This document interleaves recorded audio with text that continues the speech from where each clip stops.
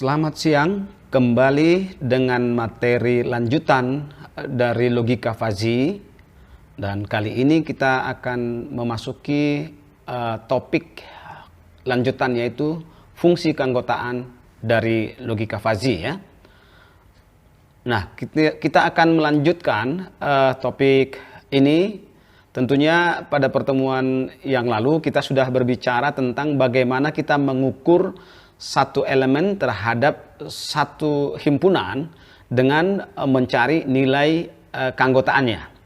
Nah, jadi kali ini pertama sekali kita harus memahami dulu apa itu fungsi keanggotaan ya. Jadi berikut akan saya jelaskan maksud atau definisi dari fungsi keanggotaan dan tujuannya. Nah, kita lihat di sini apa itu fungsi keanggotaan. Jadi fungsi keanggotaan adalah suatu fungsi tertentu yang digunakan untuk menentukan nilai keanggotaan atau membership value dari suatu elemen di dalam suatu himpunan. Jadi kalau ada elemen, kemudian kita akan mengukurnya terhadap suatu himpunan, maka dengan menggunakan fungsi keanggotaan kita akan memperoleh nilai keanggotaannya. Nah, itu yang dimaksud dengan poin pertama ini. Kemudian poin kedua, fungsi keanggotaan juga digunakan untuk menentukan seberapa dekat atau seberapa jauh suatu elemen dari himpunan yang dimaksud atau yang sedang dibicarakan. Jadi di sini seberapa dekat dan seberapa jauh atau seberapa jauh itu maksudnya adalah tergantung atau dilihat dari nilai keanggotaannya. Kalau nilai keanggotaannya mendekati 1, maka disebut dekat atau semakin dekat. Tetapi sebaliknya, jika nilai keanggotaannya itu mendekati 0, maka elemen tersebut dinyatakan semakin jauh dari himpunan tersebut. Nah, kemudian yang ketiga, ya, poin yang ketiga, fungsi keanggotaan ini juga digunakan untuk mengubah nilai dari suatu elemen atau katakanlah variabel, ya, nanti yang akan menjadi input di dalam logika Fuzzy ke dalam nilai Fuzzy. Jadi input atau variabel yang memiliki nilai awal yang sering disebut dengan nilai crisp ya, itu nanti akan diubah menjadi nilai Fuzzy dengan menggunakan fungsi keanggotaan ini. Nah, proses mengubah nilai input menjadi dari nilai crisp menjadi nilai Fuzzy disebut dengan fuzzifikasi atau fuzzification ya. Seperti itu. Jadi inilah yang dimaksud dengan fungsi keanggotaan. Nah, kita lihat kalau kita bicara fungsi keanggotaan, maka kita harus tahu ada berapa jenis fungsi keanggotaan. Nah, memang zaman sekarang banyak ya dikembangkan fungsi keanggotaan. Namun pada dasarnya, pada intinya, landasan dari fungsi keanggotaan itu sendiri itu dikenal dengan 5 jenis fungsi keanggotaan. Yang pertama adalah fungsi keanggotaan linear ya. Nah, sedangkan fungsi keanggotaan linear juga dibagi 2, yaitu linear naik dan linear turun ya, linear naik dan linear turun. Kemudian nanti ada fungsi keanggotaan bentuk segitiga ya. Demikian juga ada fungsi keanggotaan bentuk trapesium. Demikian juga fungsi keanggotaan bentuk sigmoid atau kurva S. Dan yang kelima adalah fungsi keanggotaan bentuk bell atau kurva lonceng, atau sering kalau di matematika, di statistik disebut dengan fungsi distribusi normal ya. Nah, kita lanjutkan fungsi keanggotaan bentuk linear ya. Nah, di sini linear tadi dikatakan ada 2, yaitu linear naik atau sama dengan linear pertumbuhan maksud saya ya. Jadi yang dimaksud dengan linear atau linear naik atau pertumbuhan apabila ya garis atau fungsi itu digambarkan dengan garis lurus yang mana ya itu bergerak dari bawah menuju ke atas atau naik ya. Jadi kita membacanya dari kiri ke kanan. Jadi mulai ya dari kiri naik menuju ke kanan. Itu yang dimaksud dengan linear naik ya. Demikian juga linear turun sebaliknya ya. Maka linear turun atau disebut juga dengan penyusutan itu kita lihat dari nilai terkiri, ini terkiri ya. Jadi nilai terkiri tadinya atau awalnya besar, kemudian ke kanan itu semakin turun atau semakin kecil. Nah, itulah makanya disebut linear turun atau penyusutan ya. Nah, kemudian fungsi segitiga. Fungsi keanggotaan segitiga ini bentuknya seperti ini. Sebenarnya fungsi keanggotaan segitiga ini itu sebenarnya disusun dari fungsi linear naik dan fungsi linear turun yang disatukan seperti itu ya. Nah, jadi nanti ada posisi, kalau kita lihat di sini posisi kiri dan juga ada posisi kanan ya. Seperti itu. Kemudian ada fungsi trapesium ya. Trapesium ini modelnya ya seperti bangunan trapesium ya, dua dimensi trapesium seperti ini ya. Kemudian ada fungsi sigmoid atau kurva S ya. Ya, bentuknya seperti huruf S ya, bentuknya seperti huruf S. Kemudian demikian juga dengan fungsi bell atau fungsi lonceng ya. Ini fungsi bell atau kurva lonceng ada tiga ya, yaitu nanti kurva lonceng pi, kemudian kurva lonceng beta, dan kurva lonceng Gauss ya. Sedangkan pada kesempatan ini yang akan kita bicarakan nanti adalah fungsi lonceng beta ya, seperti itu. Nah, kita lihat, kita masuki sekarang ke fungsi linear, fungsi keanggotaan linear ya. Kita awali dengan linear naik ya. Kalau kita mau membuat fungsi atau membangun fungsi ini, maka awalnya pertama-tama Anda harus mengetahui dulu nilai terkecil dan nilai terbesar. Anggaplah nilai terkecil itu A dan nilai terbesarnya adalah B. Sehingga kita akan membangun ya gambarnya. Ini tentunya ya, kemarin sudah pada pertemuan sebelumnya, materi sebelumnya sudah digambarkan ya. Jadi ini sumbu Y atau disimbolkan dengan mu X ya. Dan ini sumbu X ya, tentunya dengan X itu sendiri ya. Kemudian tadi nilai terkecil dan terbesar kita letakkan nilai terkecilnya di sebelah kiri dan nilai terbesarnya di sebelah kanan. Setelah itu tentunya ya, karena ini fungsi naik, B-nya itu akan menjadi nilai tertinggi sehingga nanti mu x-nya adalah 1. Nah, seperti ini ya. Jadi kita tarik B dengan nilai tertinggi, nilai keanggotaan tertinggi 1, kita tarik itu menjadi nilai titik perpotongan. Nah, kalau sudah dapat, maka kita tarik garis lurus dari A naik ke B. Demikian menggambarkannya. Nah, kemudian bagaimana kita menyusun dari gambar ini menjadi sebuah fungsi matematis? Karena ini sangat penting. Nah, karena nanti di dalam menentukan nilai fungsi keanggotaan tentunya dengan menggunakan fungsi ini ya, fungsi matematiknya ini. Nah, kita lihat dari gambar kita akan bangun fungsi tersebut. Jadi mu x sama dengan, nah ini ada 3 kondisi ya, yaitu bernilai 0 jika X lebih kecil atau sama dengan A. Kenapa seperti itu? Dari gambar ini tadi yang sudah kita bangun, maka dari nilai A ke sebelah kiri ya, itu bernilai 0. Jadi mu X-nya ini, kan ini sumbu mendatar nilai 0 ya. Jadi mu X itu nanti akan bernilai 0 dari posisi titik A ke sebelah kiri. Makanya dibuat di sini X lebih kecil atau sama dengan A ya. Jadi nanti akan bernilai 0. Nah, saya ke B dulu yang bernilai 1. Nah, jadi mu X akan bernilai 1 jika X lebih besar atau sama dengan B. Jadi B itu nanti akan bernilai 1 dengan dilanjutkan titik-titik yang di sebelah kanannya ya. Jadi B lebih besar atau sama dengan B ya. Maksudnya X lebih besar atau sama dengan B. Itu maksud saya. Kemudian bagaimana dengan daerah yang di tengahnya antara A dan B? Nah, antara A dan B itu dapat diberikan fungsi seperti ini. Jadi mu X sama dengan ya, anggaplah satu nilai X tertentu di sini. Jadi kita ambil X di sini ya. Mau di sini, pokoknya di antara A dan B.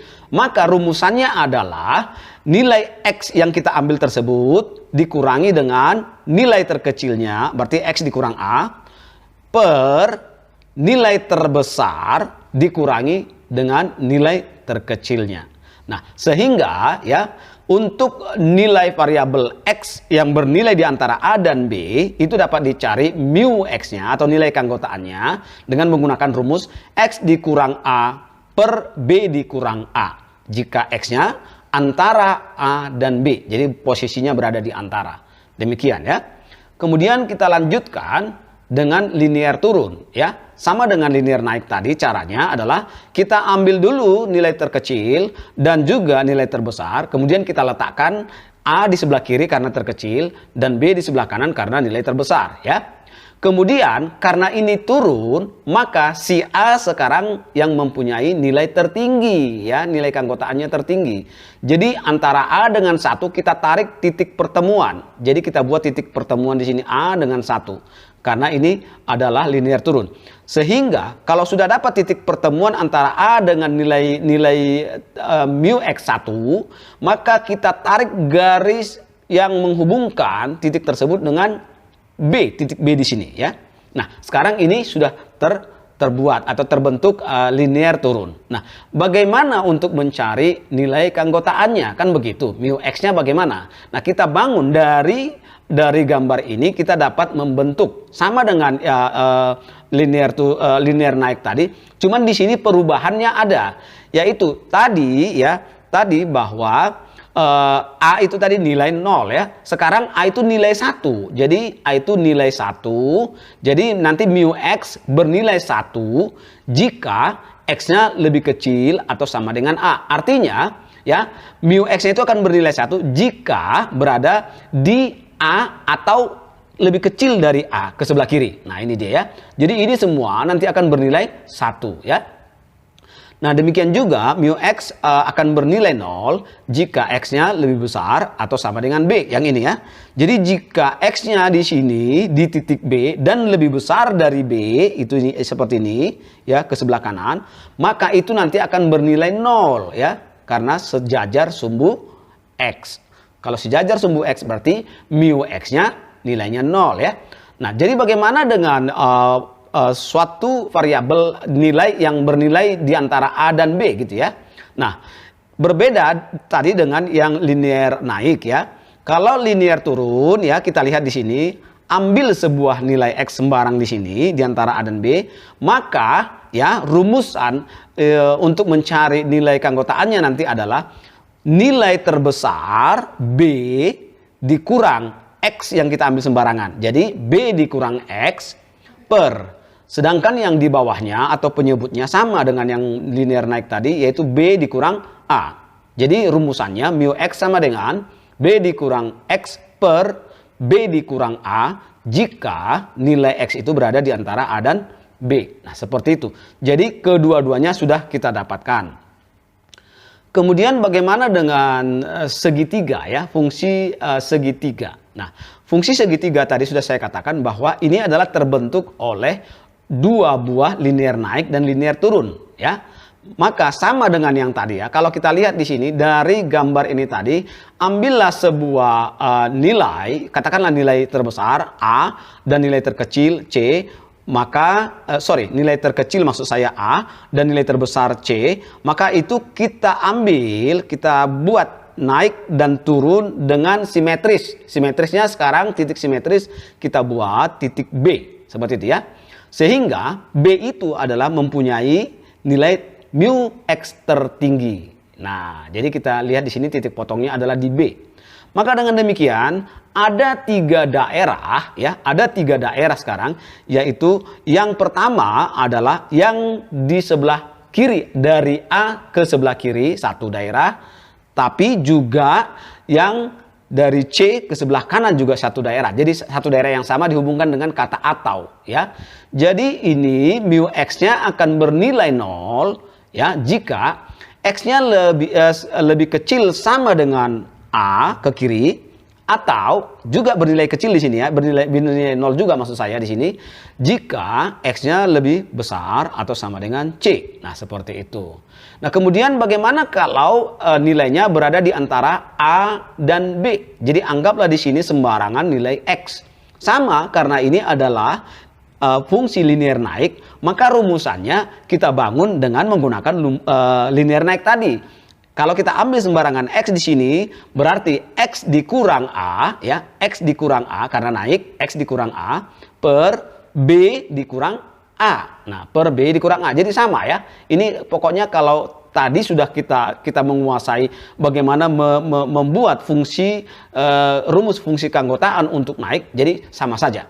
Kemudian ya, bagaimana kalau nilai sembarangan di antara B dan C? Nah, ingat ya, B dan C. Jadi bukan A dengan B lagi, tapi sudah B dengan C. Maka yang kita pakai B dengan C. Nah, ini adalah nilai fungsi turun. Berarti fungsi turun kalau saya ambil sembarang X di sini, itu artinya rumusnya menjadi C dikurang X per C dikurang B. Nah, jadi sama ya. Jadi sama dengan linear turun tadi. Jadi nanti rumusnya menjadi mu X sama dengan C dikurang X per C dikurang B, jika X-nya berada di antara B dan C. Seperti itu ya. Nah, kemudian kita lanjutkan bagaimana dengan fungsi trapesium ya. Fungsi trapesium, kalau kita melihat daerah seperti ini, maka tentunya kita akan melihat nilai terkecil A, nilai terbesar D, tetapi ya sebenarnya ada dua nilai lagi yang menentukan di sini, B dan C ya. Nah, jadi sebenarnya seperti ini, konsepnya begini.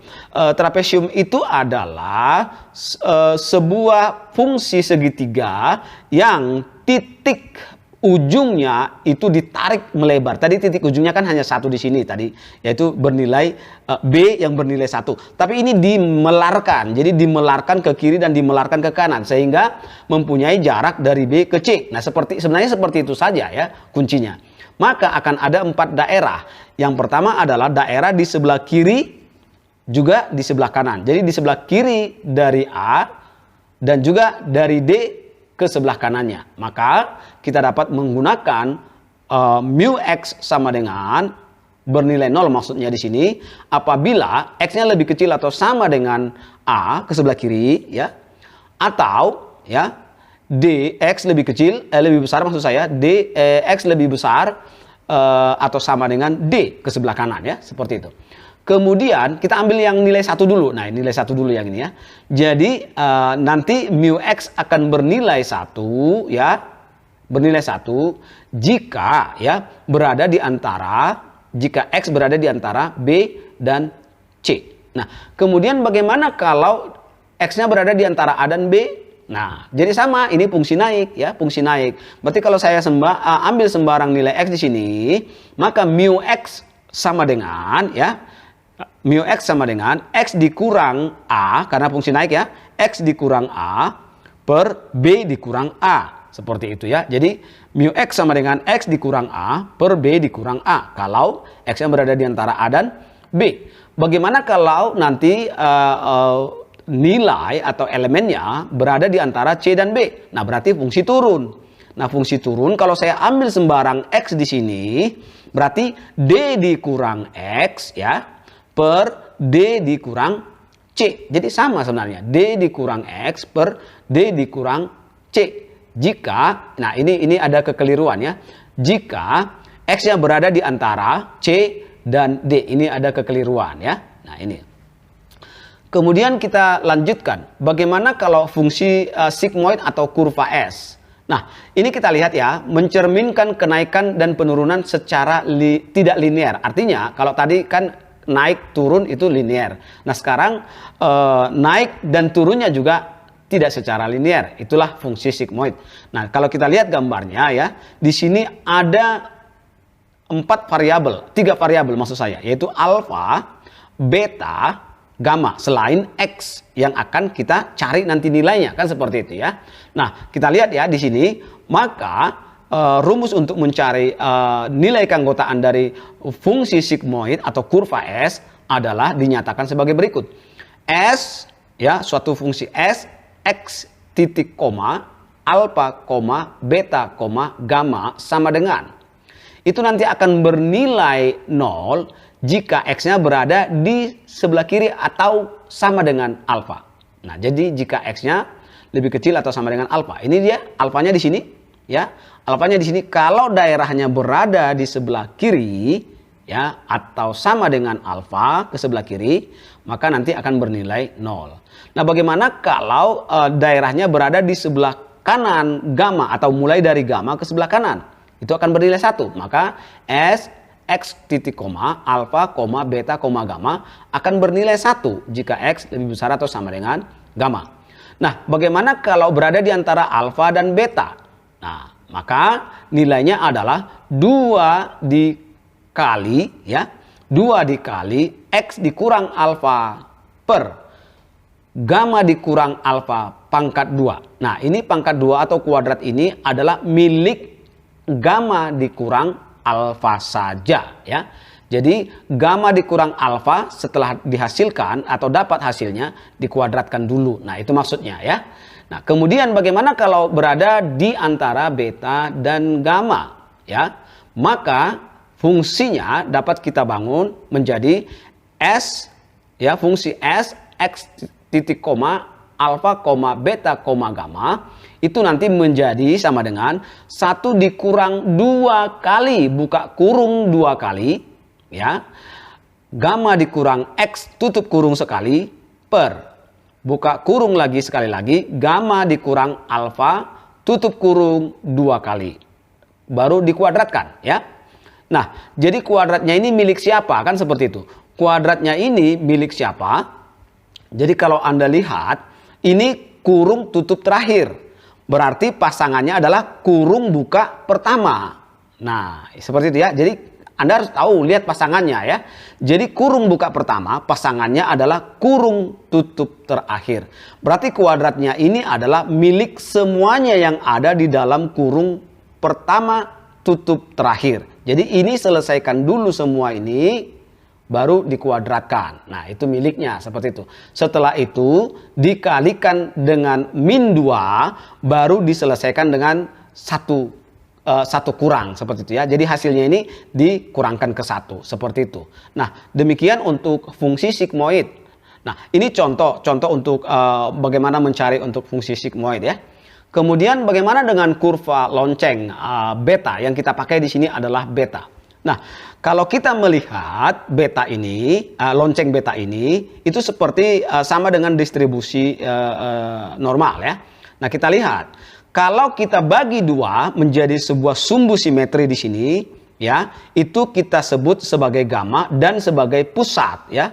Nah, ini sebagai gamma sebagai pusat. Nah, kemudian kita buat lagi daerah yang di sebelah kiri, kita tarik, ya, yang persis nilainya nanti akan sama dengan 0,5. Jadi 0,5 kita tarik ke sini dan itu kita tarik ke sumbu X, itulah yang disebut titik infleksi. Dan daerah ini akan kita sebut gamma dikurang beta, ya, seperti itu. Kemudian dengan cara yang sama juga, ya, maka kalau kita tarik tadi nilai mu X-nya itu 0,5 ke sini, ya. Jadi ada 2, ya, nilai 0,5 ada 2 di sini, ya.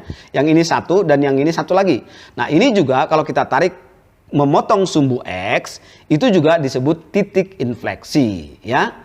Dan karena dia berada posisi di sebelah kanan dari gamma, maka daerah ini kita sebut gamma ditambah beta.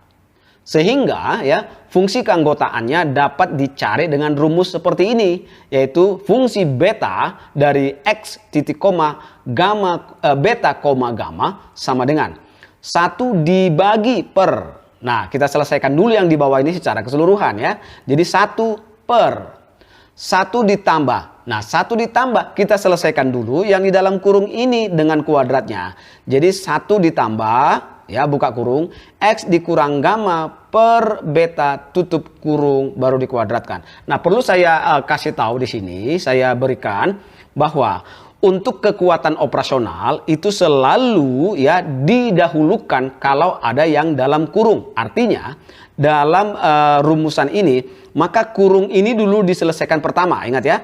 Jadi semua operasional kalau ada dalam kurung maka diselesaikan dulu pertama.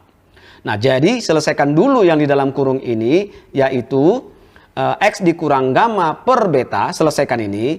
Baru setelah dalam kurung operasi berikutnya yang mempunyai kekuatan prioritas berikutnya adalah kuadrat ya. Nah, atau pangkat ya. Jadi kalau ada pangkat, pangkat dulu. Jadi setelah ini tadi selesai, maka pangkat dipangkatkan. Setelah itu, setelah dapat hasilnya ini, perpangkatannya ini, maka ditambahkan dengan 1. Kemudian 1 per nilai total yang tadi diperoleh terakhir.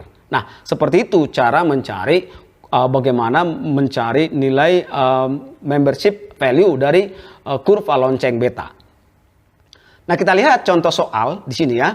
Jadi suatu pabrik mobil memproduksi mobil model RZR ya setiap bulan. Apabila permintaan mobil model RZR tersebut kadang naik dan kadang juga turun seperti itu ya. Apabila permintaan tertinggi mencapai 4.000 unit per bulan dan permintaan terkecil 1.000 unit per bulan, sedangkan persediaan model tersebut digunakan di gudang, maksudnya di sini artinya persediaan atau stok di gudang itu paling banyak itu mencapai 1.000 unit per bulan dan persediaan paling sedikitnya yang pernah terjadi adalah 200 unit per bulan. Nah, kita lihat di sini yang berwarna ya. Yang berwarna di sini ada yang warna permintaan ya dan persediaan. Itu warna hijau. Nah, kemudian ada naik, ada turun, ada banyak, ada sedikit. Nah, itulah yang nanti kita pakai sebagai elemen-elemen Fuzzy ya. Nah, seperti itu. Kita lihat di sini, jadi pertanyaannya adalah buatlah kurva fungsi keanggotaan yang sesuai untuk permintaan dan persediaan model tersebut, model mobil tersebut. Nah, kita lihat di sini, tentunya kalau kita tadi melihat variabel Fuzzy-nya ada 2, yaitu variabel Fuzzy permintaan dan variabel Fuzzy persediaan yang berwarna hijau tadi, yang ini ya. Jadi permintaan dan persediaan ya. Nah, itu variabel Fuzzy-nya. Sedangkan himpunan Fuzzy itu kita lihat atau kita tinjau untuk masing-masing variabel ya. Tadi variabel permintaan. Ya, variabel permintaan, maka himpunan Fuzzy-nya ada 2, yaitu himpunan Fuzzy naik dan himpunan Fuzzy turun. Nah, seperti itu ya. Himpunan Fuzzy naik, himpunan Fuzzy turun. Nah, yang warna kuning yang ini tadi, naik dan turun. Kemudian bagaimana caranya? Nah, tadi pertama-tama setelah kita bentuk ini mu x dengan sumbu x ya, maka pertama-tama kita tentukan nilai terbesar, nilai terkecil maksud saya, dan nilai terbesarnya. Untuk permintaan tadi adalah nilai terkecilnya 1.000 unit dan nilai terbesarnya 4.000 unit, sehingga dapat dibentuk 1.000 di sini tadi menggantikan A dan 4.000 di sini menggantikan B. Nah, kemudian bagaimana kita membentuk naik turunnya? Ya sudah, kita bentuk saja. Kalau untuk naik, yang nilai tertinggi 400 kita tarik ke sini, kita tarik ke atas supaya bernilai 1. Nah, ini ya. Sehingga kita tinggal menarik nilai terkecil ke perpotongan antara 4.000 dengan 1 ini tadi ya. Seperti itu ya. Nah, inilah fungsi naiknya tadi ya. Seperti itu. Demikian juga untuk turun ya. Untuk turun dari 1.000 ke 4.000. Nah, tadi untuk turun ya, nilai terkecilnya itu yang kita jadikan nilainya 1. Sehingga ini kita tarik perpotongan dengan nilai fungsi terbesar 1. Nah, ini dia. Sehingga kalau sudah dapat titik perpotongannya, kita tariklah garis yang menghubungkan ke titik nilai terbesar di X ini tadi. Nah, sehingga sudah terbentuklah ya ini fungsi turunnya. Nah, sekarang bagaimana membangun fungsi matematisnya ya untuk naik dan turun. Nah, jadi sebenarnya sama. Jadi dengan yang tadi tidak menggunakan angka-angka, sekarang kita menggunakan angka-angka. Mu naik untuk X ya. Nah, kita pakai yang ini ya. Maka akan bernilai 0 jika ya mu naik X akan bernilai 0 jika nilai X lebih kecil atau sama dengan 1.000 ke sini ya. Dan ini naik ya, dan akan bernilai 1 jika nilai X lebih besar atau sama dengan 4.000. Yang ini ya.